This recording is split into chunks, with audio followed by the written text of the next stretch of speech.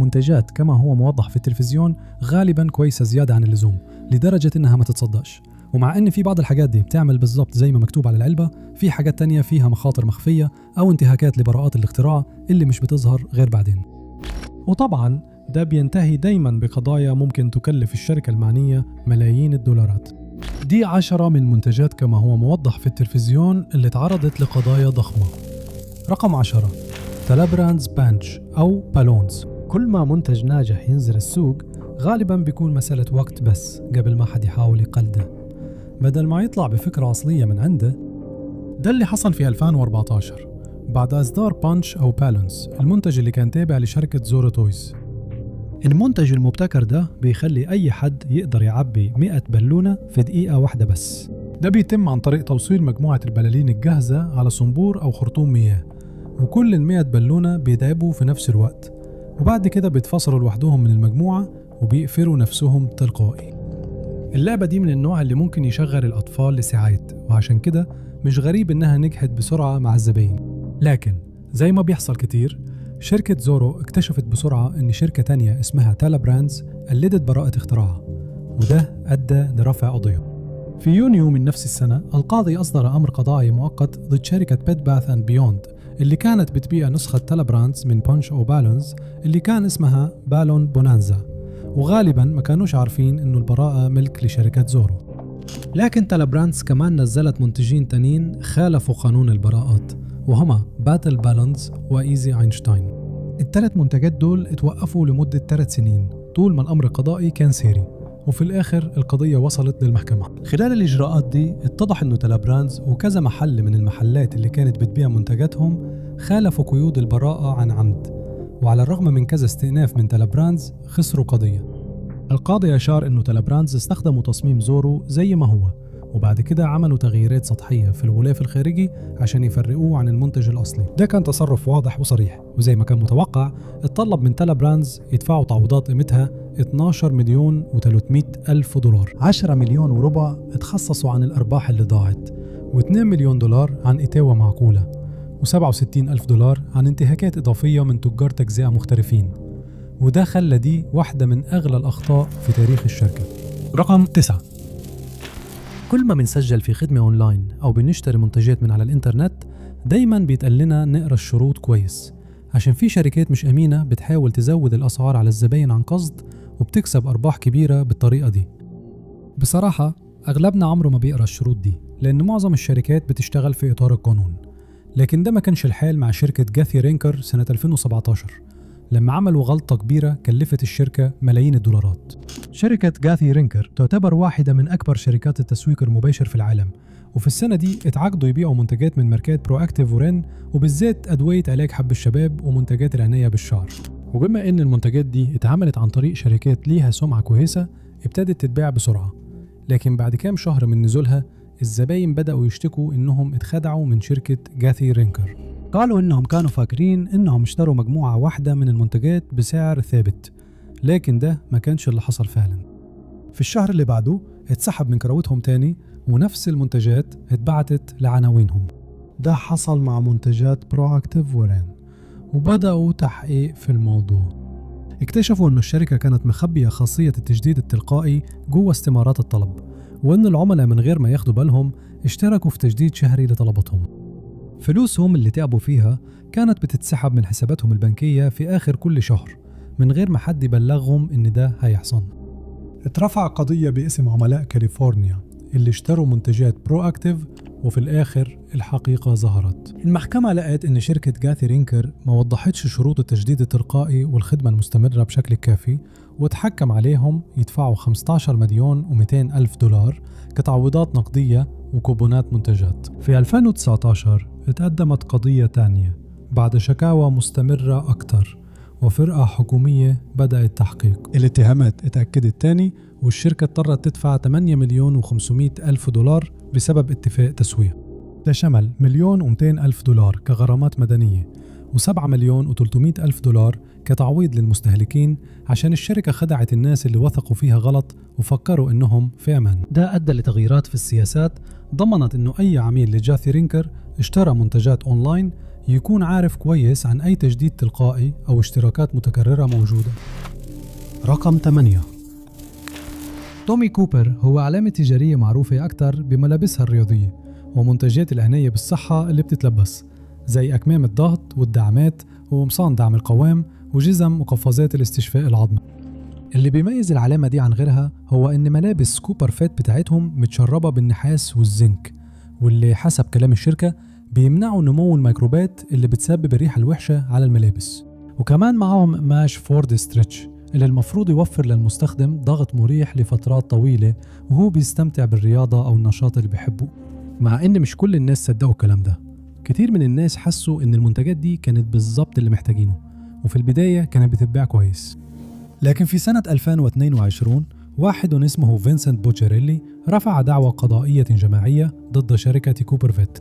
في الشكوى بتاعته قال إن الشركة ادعت إن الملابس والإكسسوارات بتاعتهم هتخفف ألم العضلات والمفاصل، لكن ناس كتير اشتروا المنتجات وجربوها وقالوا إن ده ما حصلش. ملابس كوبر فيت ما عملتش أي فرق في حالتهم الجسدية خالص، وحسوا إنهم دفعوا أسعار عالية في منتج ما حققش اللي وعد بيه. معظم الناس اشتروا المنتجات دي بعد ما شافوها في إعلانات البيع المباشر على التلفزيون، لكن الملابس دي كانت متوفرة كمان عند كذا محل. المحلات دي كانت زي ديكس سبورتنج جودز، رايت ايد، تارجت، والجرينز، وولمارت وسي في اس. وكان ممكن كمان تشتريهم اونلاين عن طريق امازون او من موقع كوبر فيت نفسه. قبل ما المشاكل دي تظهر، المنتجات دي كان بيروج ليها نجوم دوري كرة القدم الأمريكية السابقين بريت فيفر وجيري رايس، ومعاهم الممثلة المشهورة جوينيث بالترو. خلال إجراءات المحكمة اتضح أن النحاس اللي موجود في المنتجات دي عمره ما بيمتص في جسم المستخدم، وحتى لو كان حصل كده ما كانش هيدي أي راحة علاجية أو فوائد صحية من أي نوع. كمان الملابس الضغطة دي كانت مضاف ليها الإنزيم المساعد Q10، واللي شركة كوبر فيت ادعت إنه هيمتص في الجسم ويساعد في إزالة السموم. لكن الادعاء ده كمان طلع غلط، والعملاء اتضايقوا جدا. ما بين 2011 و 2014 الشركة باعت منتجات بقيمة حوالي 87 مليون دولار، والمحكمة قررت إنه جزء من الفلوس دي لازم يترد. كوبر فيت تطلب منها تدفع 1,350,000 دولار عشان الادعاءات الكاذبة عن منتجاتهم، و750,000 دولار من المبلغ ده كان لتسوية قضية جماعية ضدهم. رقم 7. دايما بيكون مقلق لما منتج يسبب إصابة للي بيستخدمه، وده اللي حصل بعد إصدار باور بريشر كوكر XL.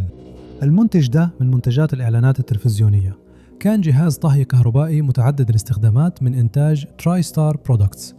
الجهاز كان متوفر بحجم 6 و8 كوارت، ووعد الزبائن براحة غير مسبوقة لأنه كان فيه زرار واحد لكل نوع لحمة زي الفراخ، اللحم البقري، لحم الخنزير وهكذا.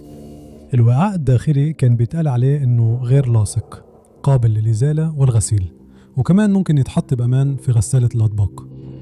ده كان معناه إن اللحمة ممكن تتحمر الأول قبل ما تتحط في حلة الضغط، وده بيضمن إنها تفضل طرية من جوه. الغطاء كان ممكن يتقفل كويس في مكانه، وكان معمول مخصوص عشان يفرغ الضغط لو اتقفل بطريقة غلط. الميزة دي كانت مهمة جدا لأن الحوادث اللي بتحصل بسبب حلل الضغط ممكن تكون خطيرة جدا. الغطاء كمان ما كانش ينفع يتفتح غير لما كل الضغط اللي جواه يروح، وده زود ميزة أمان كانت ضرورية جدا. مع كل الوعود دي اللي اتقالت، الحلة بدأت تتباع بسرعة، لكن في 2017 6 عملاء رفعوا قضية على تراي ستار برودكتس وقالوا إن حلة الضغط الكهربائي فيها عيب وإنها في الحقيقة خطيرة جدا. في الشكوى اللي اتقدمت في فيلادلفيا، الستة اللي رفعوا القضية قالوا إن حلة الضغط بتاعتهم فجأة اتفتحت وانفجرت، وإنهم اتعرضوا لإصابات خطيرة جدا من السائل المغلي اللي طلع ورش عليهم. وأضافوا إنهم اتبعوا التعليمات اللي كانت مع الحلة بالكامل، وإنه الانفجار حصل بسبب فشل في وحدة على الأقل من وسائل الأمان في الحلة. وبعد فترة قصيرة 16 شخص كمان رفعوا قضايا ضد تراي ستار، وقالوا إنه الحلة كانت مصممة بشكل غير سليم، وإنهم كمان تعرضوا لحروق لما الحلة بتاعتهم حصل فيها عطل فجأة. معظم الحوادث دي حصلت لما غطى الحلة طار فجأة وهي كانت تحت ضغط كامل، وعشان كده هم اتهموا تراي ستار إن كلامهم عن إن الحلة آمنة للاستخدام كان غلط، وإنهم عملوا دعاية مضللة. وكمان الشركة تجاهلت شكاوى مشابهة كانت تقدمت قبل كده، وتحكم عليهم يمنحوا العملاء المتضررين رصيدا وكمان $1,980,000 أتعاب محاماة. رقم 6. هيكون صعب تلاقي جهاز AB Circle Pro جديد بيتباع في المحلات اليومين دول، لأن المنتج كان محور دعوة قضائية جماعية في 2012، واللي نتج عنها إن شركة التسويق اللي كانت بتعلن عن المنتج اضطرت تدفع ملايين الدولارات كتعويضات للعملاء. جهاز AB Circle Pro هو جهاز منزلي لتقوية عضلات البطن والوسط، ووفقا لشركة فيتنس براندز انكوربوريتد وفيتنس براندز انترناشونال انكوربوريتد، الجهاز بيشغل عضلات البطن العلوية والسفلية وكمان العضلات الجانبية. المنتج كان بيتباع عن طريق إعلانات التلفزيون، وفي البداية كان شكله ناجح مع العملاء. لما الوحدات بدأت تتباع بسرعة، لكن ده انتهى بسرعة لما اتضح ان ادعاءات الشركة عن فقدان الوزن وتقوية العضلات كانت مبالغ فيها جدا. في إعلانات التلفزيون اللي اتعرضت على التلفزيون 10,000 مرة في سنة واحدة بس، كان في ادعاء ان استخدام جهاز AB Circle Pro هيخلي المستخدمين يخسوا لحد 10 أرطال في أسبوعين بس، بشرط ان الجهاز يتستخدم لمدة 3 دقائق على الأقل كل يوم. بفضل الادعاءات دي الزباين دفعوا ما بين $200 و $250 في الجهاز الواحد، وكانوا متوقعين يشوفوا نتائج في أول أسبوعين، لكن اتصدموا لما اكتشفوا أن الادعاءات دي كانت كذب في كذب. مقدمة الإعلانات دي جينيفر نيكول لي ادعت أنها استخدمت جهاز AB Circle Pro علشان تخس 80 رطل، لكن كان في اعتقاد أن الأرقام اللي قالتها كانت مبالغ فيها جدا. أطلب منها إنها ما تدعيش تاني بشكل كاذب إنه الجهاز ساعدها في فقدان الوزن، وكمان تدي فلوس لأي زبون يطلب استرجاع بعد ما اتخدع واشترى المنتج. وبسبب كده اتفرض على شركة فيتنس براندز تدفع $1,200,000 كتعويضات. أما دايركت هولدينجز أمريكا ودايركت انترتينمنت ميديا جروب وريدرز دايجست دفعوا $13,800,000. لكن دي ما كانتش نهاية القضية، لأن الشركة كانت لسه لازم تدي تعويضات لعملائها، وبيقدروا أنهم في الآخر دفعوا أكتر من $25 مليون في المجمل. بعد القضية دي تم تذكير المستهلكين إنهم لازم يقيموا إعلانات أجهزة اللياقة كويس، ويبلغوا عن أي مشاكل مشابهة مع منتجات تانية مضللة. رقم 5. منتجات فقدان الوزن عادة بتتباع كويس جدا، لأنه ملايين الناس حوالين العالم حاسين إن هم وزنهم زايد، وإن المنتج ده ممكن يساعدهم يوصلوا لوزنهم المثالي، بس ده مش دايما بيحصل. ممكن يكون فكرة سيئة جدا إنك تستخدم أي من المنتجات دي من غير ما تعمل بحث كويس الأول، وقبل كل حاجة لازم تستشير دكتور قبل ما تاخد أي مكملات بتدعي إنها هتنقص من مقاسات جسمك كام سنتيمتر. في نص الألفينات كانت صناعة المكملات الغذائية مركزة جدا على نبات الهوديا جوردوني، وده نبات عصاري صحراوي كان السكان الأصليين في المنطقة بيستخدموه زمان عشان يقاوموا الجوع. الخواص المفترضة للنبات في فقدان الوزن استخدمت في منتجات كتير، وتسوقته من شركات كتير كانت بتدعي إنه هيساعد الزباين يخسوا من غير مجهود، لأنه بيخدع المخ ويخليه يحس إنهم لسه واكلين وجبة. هم ادعوا إن أي حد يقدر يقلل السعرات الحرارية اللي بياخدها في اليوم من 1000 ل 2000 سعر حراري، وكمان قالوا إن المنتجات دي اتثبت فعاليتها علميا وكلينيكيا، وده ما كانش حقيقي. وكمان ادعوا بشكل بار إن المنتجات دي ممكن تستخدم كعلاج فعال للسمنة من غير ما المستخدم يضطر يتبع نظام غذائي قاسي أو مقيد من أي نوع. ولشرح ده المسوق قال إن النباتات دي فيها جزيء معين اسمه P57، وقالوا إنه بيتفاعل بشكل مباشر مع الجزء في المخ اللي بينظم الشهية اللي هو تحت المهاد. الادعاءات دي اتقالت رغم إنه مفيش أي دليل علمي على فعاليتها. وفي سنة 2009 لجنة التجارة الفيدرالية قررت تتخذ إجراءات صارمة ضد مسوقين المكملات دي، اتهموهم إنهم قدموا ادعاءات صحية كاذبة ومضللة ومن غير أي دليل، وكمان إنهم قدموا للعملاء إعلانات مضللة وكانت معاها مواد تانية بتدعم ادعاءاتهم بشكل كاذب. شركة نيوتراسوتيكال انترناشونال DMMA وشركة ستيلا لابز DMMA اتذكروا في القضية اللي اتعملت، ومعهم 4 أشخاص: ديفيد جي روميرو، ديبورا بي، فكري، كريغ بايتن، وزولتان فلافيني، اللي كانوا بيمثلوا الشركات دي في مناصبهم. روميرو وشركاته اتمنعوا من انهم يعملوا اي ادعاءات عن فقدان الوزن بخصوص هوديان جوردوني، واتطلب منه انه يتنازل عن بيت المصيف بتاعه في فيرمونت أو يدفع غرامة قيمتها 22.5 مليون دولار. بايتون كان أصلاً اتحجز على ممتلكاته في قضية تانية ملهاش علاقة، وفكري اتطلب منها تدفع 4 مليون دولار لما اكتشفوا إنها ادعت كذب إنها ما عندهاش فلوس تدفع الحكم اللي ضدها. رقم 4. محدش كان يتخيل إنه جهاز بسيط زي منقي الهواء يكون سبب في قضية جماعية ضخمة، لكن ده بالظبط اللي حصل في قضية جهاز منقي الهواء ايونيك بريز كوادرا اللي كانت بتبيعه شركة شاربر ايمج كورب لحد سنة 2007. المنتج اتقدم لأول مرة في أوائل الألفينات، وبما إنه ما كانش فيه مراوح أو فلاتر، الشركة ادعت إنه كان صامت تماماً وما يحتاجش صيانة كتير، وكمان ادعوا إنه بيستخدم تأثير زين آيون اللي بيعتمد على الدفع الإلكتروني لشحن جزيئات الهواء علشان يخلق نسمة هواء بتدور في أي أوضة بيتحط فيها. جوا الجهاز كان فيه مرسب كهروستاتيكي بيطلق أيونات سالبة في الهواء، والشركة ادعت إن ده بيكهرب التراب ووبر الحيوانات وحبوب اللقاح. الجزيئات دي كانت المفروض بتنجذب مغناطيسياً لألواح تجميع من الستانلس ستيل مشحونة بشحنة موجبة، وده بيخلي الهواء في الأوضة نظيف ومنعش. الجهاز بقى مشهور جداً أول ما اتعمل له إعلان على التلفزيون، لكن بعد شوية الزباين بدأوا يشتكوا. واحد قال إنه دفع مئات الدولارات في واحد من أجهزة التنقية دي لأنه كان محتاج يقلل كمية التراب وحبوب اللقاح في بيته، لكن بعد ما استخدم الجهاز كام يوم لاحظ إنه ألواح تجميع الشوائب كانت فاضية، وإنه الجهاز ما عملش أي حاجة لتحسين جودة الهواء في بيته. لكن شركة شاربر إيمج نفت الكلام ده وقالت إن المنتج مثبت علمياً. لكن لما عدد أكبر من الزباين بدأوا يشتكوا بقى واضح إن في مشكلة في جهاز تنقية الهواء ايونيك بريز كوادرا. اتعرض تسوية، الشركة هتدي لكل عميل متضرر 19 دولار كرصيد مشتريات، وكان عددهم حوالي 3,200,000. بس القصائن دي كانت صالحة بس لشراء منتجات تانية من شاربر إيمج، ولازم تتصرف خلال سنة من تاريخ إصدارها. العملاء دول كمان كان يحق ليهم يشتروا ملحق شبكي لجهاز التنقية ب7 دولار، مع أنه سعره العادي وقتها كان حوالي 40 دولار. كمان تم إلزام شاربر إيمج بدفع 1.8 دولار كأتعاب محامين، ومع أنه إجمالي التسوية مش معروف، لكن يعتقد أنها كلفت الشركة عدة ملايين من الدولارات. رقم 3.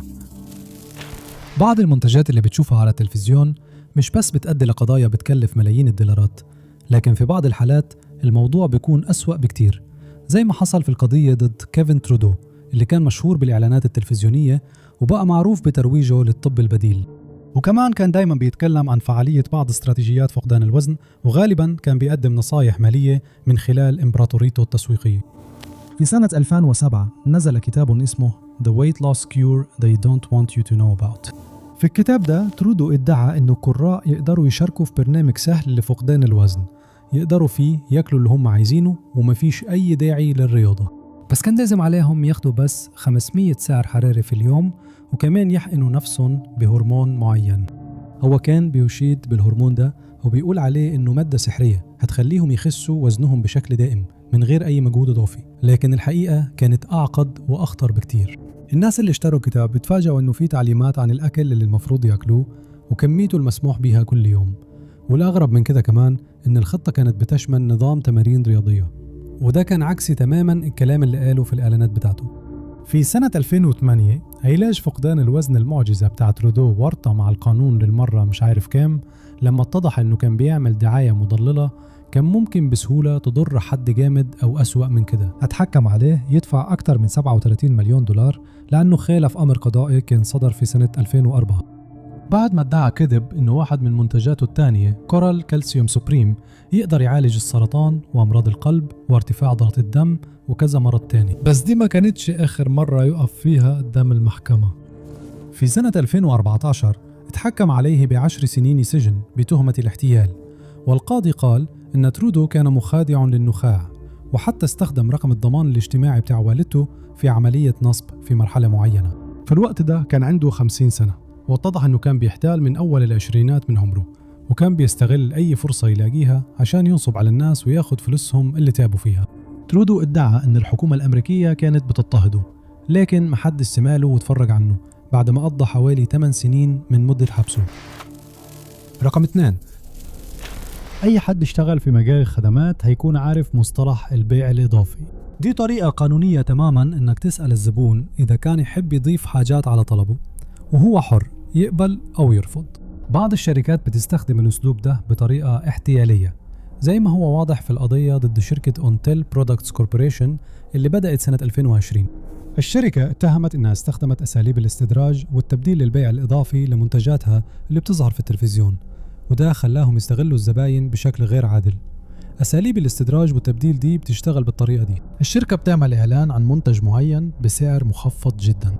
بعض المنتجات بيتقال عليها إنها فاخرة أو مرغوبة جدا علشان يجذبوا أكبر عدد ممكن من الزباين. لما حد يقرر يشتري المنتج، الشركة على طول بتدعي كذبا إنه اتباع خلاص، أو إنه مش شغال كويس، أو ببساطة إنه مش مستاهل فلوسهم.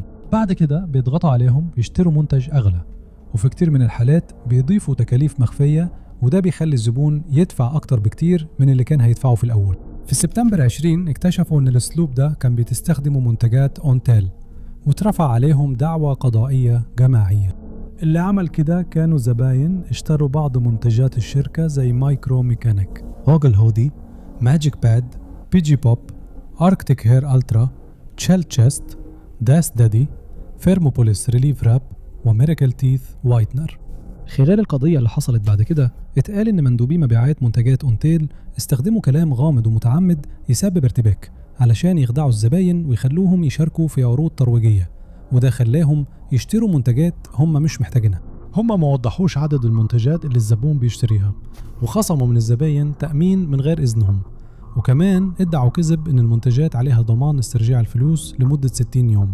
وكمان ما وضحوش إن رسوم المعالجة والشحن والمناولة مش قابلة للاسترجاع لما الزبون يرجع المنتج، وده خلى كتير من الزباين يدفعوا فلوس أكتر بكتير من اللي كانوا ناويين يدفعوها. المدعي الرئيسي في القضية بول مارتن حصل على تسوية مالية لم يعلن عنها، وفي نفس الوقت شركة أونتيل اضطرت تدفع حوالي $100,000 مصاريف قانونية. قضية مشابهة حصلت في سنة 25، وشافوا الأطراف المدانة يدفعوا لحد $27.6 مليار بسبب تنفيذهم خطط مشابهة خدعوا فيها الزباين يشتروا منتجات هم مش محتاجينها. رقم 1، بعض المحتالين مش بيتجبروا يدفعوا مبالغ كبيرة لضحاياهم، لكن بيتجبروا يسامحوا في ملايين الدولارات من الديون اللي بيقولوا إنها من حقهم، زي ما حصل في القضية ضد شبكة قارئي البصيرة بتاعة الآنسة كليو. الخدمة دي بقت مشهورة جدا في أمريكا في أواخر التسعينات، وكانت بتقدمها الآنسة كليو اللي كانت بتقول عن نفسها إنها شمان جامايكية، وبتدعي إنها تقدر تتنبأ بمستقبل الناس عن طريق قراءة أوراق التارو. طول أواخر التسعينات وأوائل الألفينات الإعلانات الطويلة لخدمة الآنسة كليو كانت بتتعرض باستمرار على التلفزيون في وقت متأخر من الليل، لكن كمان الإعلانات دي كانت بتتعرض خلال النهار. في الإعلان الآنسة كليو كانت بتقول إنه المشاهدين يقدروا يتصلوا برقم 800 علشان ياخدوا قراءة مجانية لمدة 3 دقايق، وإنهم هيتقالهم مستقبلهم، لكنها ما قالتش إن أي حد يفضل على الخط أكتر من 3 دقايق هيتحول من غير ما ياخد باله لخط مدفوع بالدقيقة، وكان بيكلفهم حوالي $5 في الدقيقة. وبعد كده اتضح إن الآنسة كليو في الحقيقة كانت ست اسمها يوري ديل هاريس، وما كانتش من جامايكا خالص. هي في الحقيقة اتولدت في لوس أنجلس، وكانت بتتكلم بلكنة جامايكية مزيفة وبتلبس عمامة عشان تقنع المشاهدين والمتصلين إنها عندها قدرات خارقة. الجملة المشهورة بتاعتها كانت اتصل بيا دلوقتي، وده كان واضح إنه فعال جدا، لأن آلاف الناس بدأوا يتصلوا بالخط المجاني، لكن اتفاجئوا بمفاجأة وحشة لما جم يدفعوا فاتورة التليفون في آخر الشهر.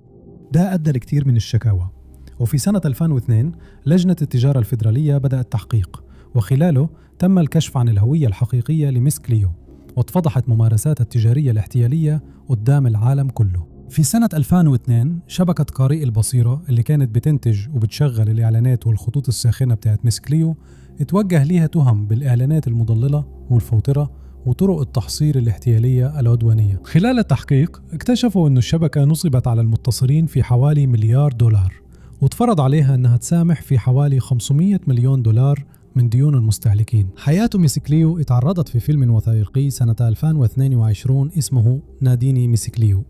وشبكة قارئي البصيرة اتمنعت بشكل دائم من بيع خدمات الدفع مقابل المكالمات.